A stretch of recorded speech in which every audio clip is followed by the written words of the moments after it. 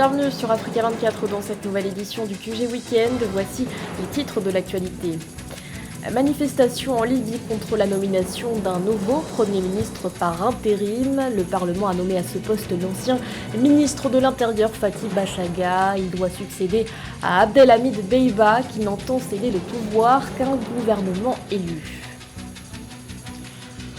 Les Nations Unies réclament justice pour les femmes éthiopiennes. Selon la vice-secrétaire générale de l'ONU, Amina Mohamed, des atrocités qualifiées d'inimaginables leur ont été imposées.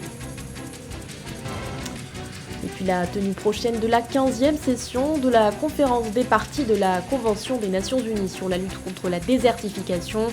Un événement organisé en Côte d'Ivoire, principalement axé sur la restauration des sols. Les détails à suivre dans ce journal.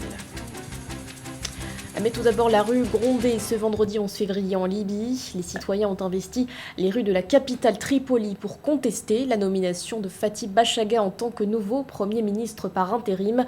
Une nomination effectuée par le Parlement lors d'un vote organisé la veille. L'ancien ministre de l'Intérieur doit ainsi succéder à Abdelhamid Dbeibah, le chef du gouvernement réfractaire qui avait indiqué avant le vote qu'il ne céderait le pouvoir qu'à un gouvernement élu. Une situation qui risque de faire perdurer la crise politique. D'autant plus que depuis cette nomination, les Libyens sont divisés. Écoutons quelques réactions. Fathi Bachagha a été élu Premier ministre après avoir gagné la confiance du Parlement à l'unanimité, et ce après avoir reçu les recommandations nécessaires du Conseil d'État. Par conséquent, Fathi Bachagha est devenu Premier ministre avec un vote unanime. Que veulent les Libyens? Les Libyens veulent des élections, les Libyens veulent la démocratie. Ils ne veulent pas de loi en faveur d'un fils de général ou d'un fils de colonel. Il y a des gens et des femmes libres en Libye. Nous ne voulons pas qu'un général nous gouverne ou que notre sort soit dicté par des capitales étrangères. Les Libyens n'ont aucune confiance dans tout cela. Ils n'arrêtent pas de faire des va-et-vient, de mettre des premiers ministres et de les destituer. Ils ne sont pas stables. S'ils avaient été honnêtes, ils auraient laissé les élections se dérouler et auraient élu officiellement un vrai Premier ministre. Et nous aurons eu une constitution stable. Et nous aurons pu oublier le passé et envisager l'avenir avec des vrais dirigeants comme dans le reste du monde.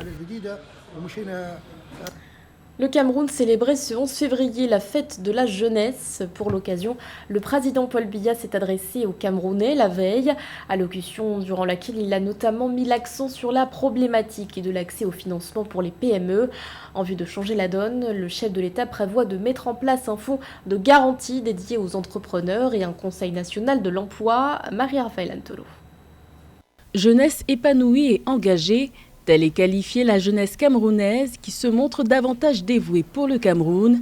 Cet engagement permet de lui accorder toute l'attention à l'occasion de la fête nationale qui lui est dédiée chaque 11 février. Jeunesse et participation volontaire aux grands défis du Cameroun, tel est le thème de cette édition à travers laquelle les autorités souhaitent davantage l'encourager à relever tous les défis. Grâce à la politique de promotion de l'emploi des jeunes, inscrite dans le plan d'action prioritaire à l'horizon 2030, il est prévu la création de 600 000 emplois par an avec l'implication des collectivités territoriales décentralisées. Ces actions vont s'intensifier avec la mise en place du Conseil national de l'emploi qui est appelé à apporter des solutions nouvelles visant à inverser la courbe du chômage et à améliorer la productivité de nos entreprises. Le chef de l'État reconnaît cependant les obstacles dus à l'épineuse question du financement.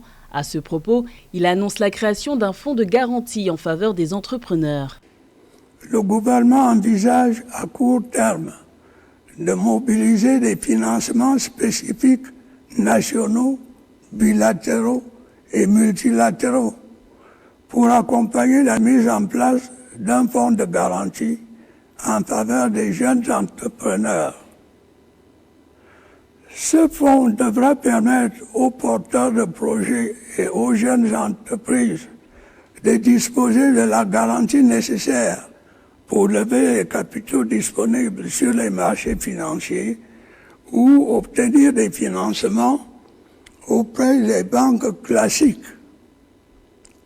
Mais d'ores et déjà, De nombreux programmes sont actuellement mis en œuvre dans le cadre de l'action quotidienne de plusieurs départements ministériels à fort potentiel d'employabilité.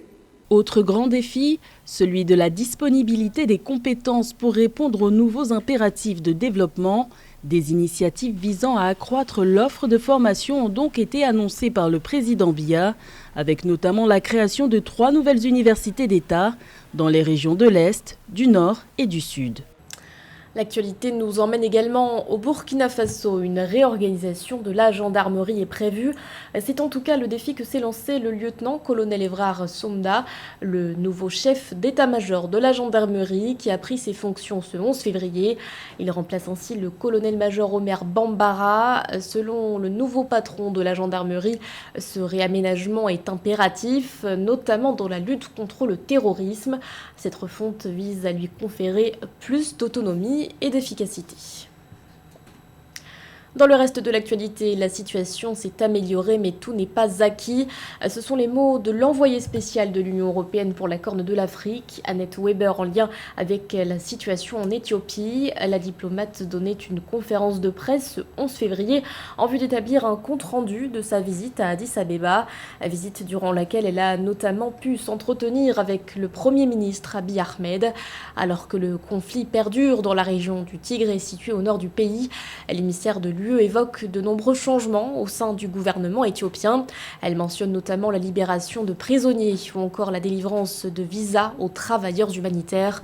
Quant aux rebelles du TPLF, elle estime ne pas douter de leur sincérité quand ils affirment vouloir une solution éthiopienne au conflit.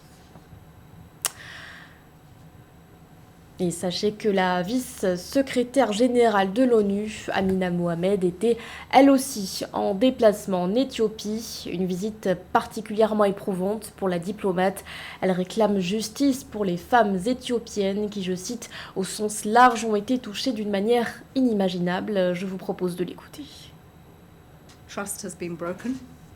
La confiance a été brisée en Éthiopie et nous devons trouver des moyens de soutenir le pays, les dirigeants et le peuple afin qu'ils trouvent une voie de retour à la paix. Les tragédies qu'engendre ce conflit ne profitent à personne. La paix est vraiment indispensable. Les femmes éthiopiennes, au sens large, ont été touchées d'une manière inimaginable et même dans vos pires cauchemars, vous ne pouvez imaginer ce qui est arrivé aux femmes en Éthiopie. Je pense sans l'ombre d'un doute que la justice doit être rendue et les responsabilités établies. Cela doit faire partie intégrante des dialogues nationaux. Ils ne peuvent parvenir à une paix durable sans se réconcilier et sans être tenus responsables des atrocités commises à travers le pays. Plus de 150 milliards d'euros d'investissement au profit du continent africain. Ce sont les fonds que compte mobiliser la Commission européenne au cours de ces prochaines années, et ce en vue de renforcer son partenariat avec l'Afrique. Un partenariat qui devrait être étudié en profondeur au cours du sommet de l'Union européenne, l'Union africaine prévu à Bruxelles les 17 et 18 février prochains. À plus de précisions avec Gladys Mompa. Le partenariat entre l'Afrique et l'Europe se renforce. La Commission européenne a annoncé le 10 février un investissement de plus de 150 milliards d'euros en Afrique dans le cadre de son programme Global Gateway, lancé en décembre 2021. Une annonce faite à Dakar en présence du président sénégalais Macky Sall, qui a récemment pris les rênes de l'Union africaine. Aujourd'hui, je suis fière d'annoncer plus de 150 milliards d'euros par le programme Afrique-Europe. C'est le tout premier plan régional sous Global Gateway, 2 mois après le lancement de la stratégie. Il sera porté par l'équipe Europe et mis en œuvre en partenariat avec vous. Global Gateway est la nouvelle stratégie européenne visant à développer des liens durables dans le monde entier pour aider à stimuler la reprise économique mondiale. Ce programme est censé mobiliser jusqu'à 300 milliards d'euros d'ici à 2027 en faveur de projets d'infrastructures à travers le monde. Global Gateway, ce sont des investissements dans l'infrastructure, dans des infrastructures stratégiques, dans les infrastructures de l'industrie, mais aussi de la santé, la jeunesse, l'éducation, tellement important. Notons que la présidente de la Commission européenne, Ursula von der Leyen, a annoncé le 9 février, lors d'une visite à Rabat, un investissement de 1,6 milliard d'euros au Maroc en faveur de projets d'énergie verte. Ces investissements surviennent en prélude au 6e sommet Union européenne-Union africaine, prévu les 17 et 18 février à Bruxelles, plus de 4 ans après la dernière rencontre du genre. La Côte d'Ivoire accueillera à partir du 9 mai 2022 la 15e session de la conférence des parties de la Convention des Nations Unies sur la lutte contre la désertification, à l'heure où la problématique du réchauffement climatique est au cœur des préoccupations. Cet événement sera l'occasion d'explorer les différentes solutions pour restaurer les terres. Ange Bijou-Nomenio. La Côte d'Ivoire a un grand potentiel agricole, mais les menaces environnementales qui pèsent sur elle sont de plus alarmantes. Dégradation des sols, déforestation et crise alimentaire sont les principaux risques encourus par le pays d'Afrique de l'Ouest. L'ONU estime d'ailleurs à 60% le taux de dégradation des sols du pays.